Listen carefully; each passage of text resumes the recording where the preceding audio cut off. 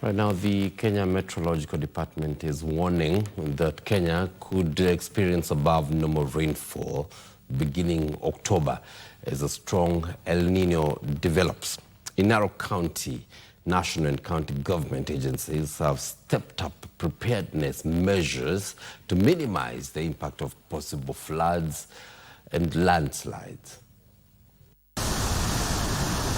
Kenya could be headed for a wetter than normal, and the Kenya Meteorological Department projects above average rainfall from October through November-December short rain season as a strong El Nino develops over the Pacific Ocean. Meteorologists say there is an 81% probability that the 2026 El Nino will be very strong and a 97% chance that it will persist into the first months of 2027.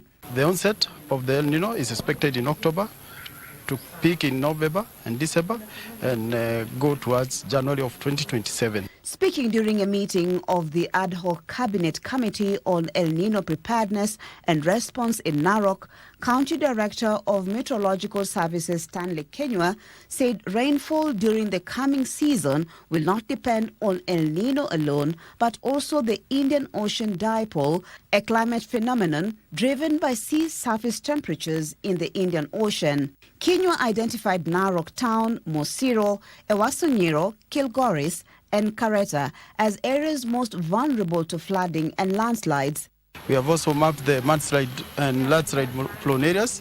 We have also mapped the lightning prone areas for matters of different government departments to prepare and put measures so that we can counter the situation, so that we can reduce loss of lives, loss of livelihoods, and loss of property. Kuna mambo tofauti ambayo wananchi pia wanaweza chukulia advantage, kama ya kufanya kuweza kuotesha miti na kupanda miti tofauti, ikiwemo ya matunda na pia ile mengine ambayo pia ni ya manufaa tofauti kwa jamii.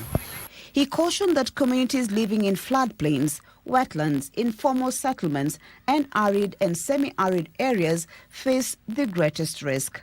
Narok North Deputy County Commissioner Joseph Merisho says a multi-agency committee has already activated emergency preparedness measures. As you know, all those months that we have mentioned, October, November, we expect our kids to be in schools.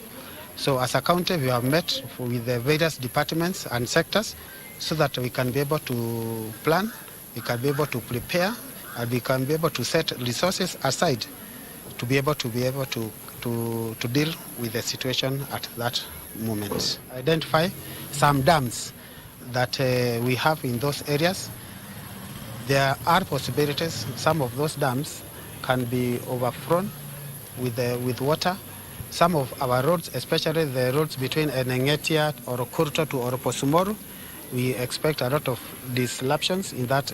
The agencies are urging governments to act early by strengthening early warning systems. Maria Mo reporting for Easy Friday.